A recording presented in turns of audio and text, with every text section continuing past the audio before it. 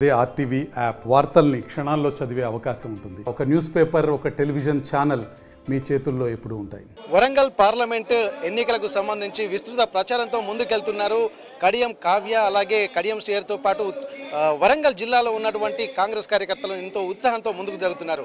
అందులో భాగంగానే పాలకుర్తిలో జరిగినటువంటి పార్లమెంటు స్థాయి సమీక్ష సమావేశంలో కూడా ఎంతోమంది ఎమ్మెల్యేలు కూడా పాల్గొంటున్నారు. అందులో భూపాలపల్లి ఎమ్మెల్యే గండ్ర సత్యనారాయణ గారు కూడా మనతో ఉన్నారు. వారు ఎటువంటి విధానాలు ఇప్పటికే పార్లమెంటు పరిధిలో గెలుపుకోవడానికి వాళ్ళ విధానం ఎలా ఉన్నాయో ఒకసారి మనం వారిని అడిగి తెలుసుకుందాము.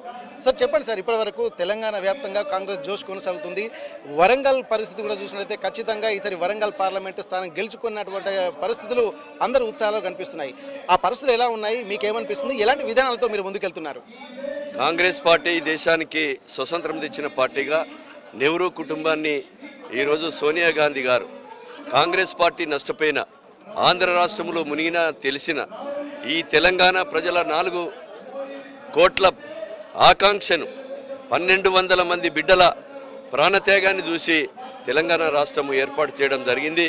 వారు చెప్పిన మాట విధంగా 6 గ్యారంటీ పథకాల్లో 5 అమలు చేశాం, ఇంకోటి కూడా అమలు చేయకపోతున్నాం. సోనియా గాంధీకి తెలంగాణ ప్రజలు ఈరోజు 17 పార్లమెంట్లలో 15-16 పార్లమెంట్లు పార్టీలకు అతీతంగా తెలంగాణ ప్రజలు, మేధావులు, కవులు, కళాకారులు, అన్ని వర్గాల ప్రజలు కూడా సహకరించి సోనియా గాంధీ కుమారుడు రాహుల్ గాంధీని ప్రధానమంత్రిగా ఈ దేశంలో చేసుకోవాల్సినటువంటి అవసరం, ఆవశ్యకత మరి ఉంది. ఈ దేశంలో పోడు భూములకు పట్టాలు కావాలన్నా, ప్రభుత్వ భూములు పట్టాలు కావాలన్నా, పేదవానికి, నిరుద్యోగ యువకులకు 30 కోట్ల ఉద్యోగాలు కావాలన్నా ఈరోజు రాహుల్ గాంధీ ప్రధానమంత్రి కావాలి. రైతులు పండించిన పంటలకు గిట్టుబాటు ధర కావాలి.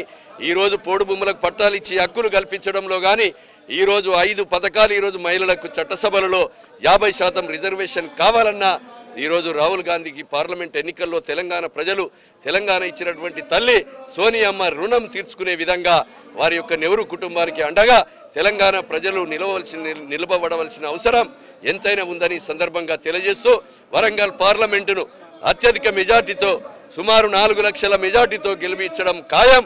తెలంగాణ ప్రజలు పార్టీలకు అతీతంగా మొన్నటి కంటే మిన్నగా నెహ్రూ కుటుంబానికి అండగా, సోనియా గాంధీకి అండగా తెలంగాణ ఇచ్చినటువంటి తల్లి రుణం తీసుకోవటానికి తెలంగాణ ప్రజలు సిద్ధంగా ఉన్నారు. కనుక ఈ పాలకుర్తి నియోజకవర్గంతో పాటు 7 శాసనసభ నియోజకవర్గాల్లో కాంగ్రెస్ పార్టీకి అండగా ఉంటాం.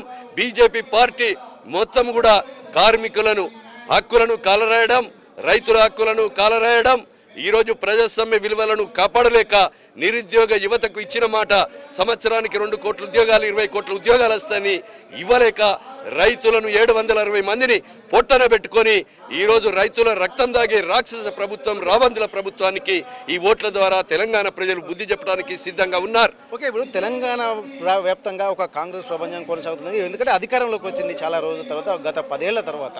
అయితే ఇప్పుడు ప్రస్తుతానికైతే దేశంలోని వివిధ ప్రాంతాల్లో కాంగ్రెస్ పార్టీ కొంత వెనుకబడినట్టుగా కనిపిస్తున్నటువంటి పరిస్థితులు చెప్తున్నారు. అప్పుడు తెలంగాణలోనే ఈ ఉత్సాహం ఎందుకు వస్తుందంటారు? ఇప్పుడు కేసీఆరే ముఖ్యమంత్రి 3వ సారి అవుతాడని అనుకున్నారు, కానీ తెలంగాణ ప్రజలు కాంగ్రెస్ పార్టీకి పట్టం ఇచ్చారు. ఈరోజు రేవంత్ రెడ్డి గారి మీద 148 కేసులు పెట్టినా ఈరోజు ప్రజల పక్షాన నిలబడ్డారు. సోనియా గాంధీ తెలంగాణ ఇచ్చి కాంగ్రెస్ పార్టీ నష్టపోయింది కనుక తెలంగాణ ప్రజలు ఈరోజు కాంగ్రెస్ పార్టీకి అండగా నిలవడం జరుగుతుంది. ఎందుకంటే గత 10 సంవత్సరాలలో ఈరోజు దళిత గిరిజనులకు 3 ఎకరాల భూమి స్థానం ఇవ్వలేదు, నిరుద్యోగ యువతకు ఉద్యోగాలు ఇవ్వలేదు, నిరుద్యోగ భృతి ఇవ్వలేదు. ఈరోజు అన్నీ కూడా విఫలమైపోయినాయి.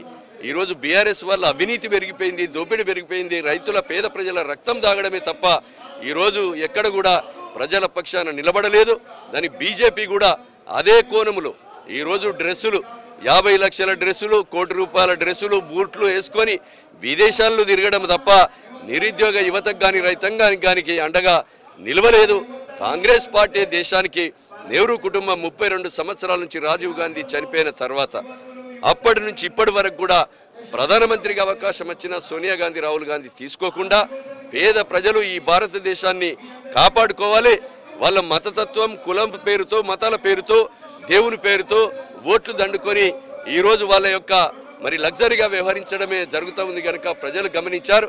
ఇది పాలకుర్తి తెలంగాణ రాష్ట్రం విప్లవాల గడ్డ, ఉద్యమాల గడ్డ, పోరాటాల గడ్డ, చైతన్యవంతములైనటువంటి ఈ గడ్డ మీద కాంగ్రెస్ పార్టీ నెహ్రూ కుటుంబం చేసినటువంటి ప్రాణ త్యాగాలు, ఇందిరాగాంధీ, రాజీవ్ గాంధీ మరణం కానీ, నెహ్రూ 12 సంవత్సరాలు జైలు జీవితం కానీ, ఈరోజు చేసినటువంటి సేవలను గుర్తించి తెలంగాణ ప్రజలు రేవంత్ రెడ్డి గారి నాయకత్వంలో మరి 4 కాలాల పాటు 20 సంవత్సరాల అధికారంలో ఉండే విధంగా ప్రజలు అండగా నిలవబోతున్నారని తెలియజేస్తా ఉన్నాం. అయితే ఇప్పుడు పాలకుర్తి నియోజకవర్గంలో ఈ బీఆర్ఎస్ పార్టీ నుంచి కొంతమంది కాంగ్రెస్ పార్టీలోకి వస్తున్నారు. ఎందుకంటే కాంగ్రెస్ పార్టీలో ఉన్నటువంటి ప్రభంజనం దృష్టిలో పెట్టుకొని మొత్తం తాము కూడా ఒక గెలుపులో భాగస్వామ్యం అని చెప్పి వస్తున్నారు. కానీ కొంతమంది అడ్డుకుంటున్నారు. దీన్ని ఎట్లా చూడొచ్చు మనం?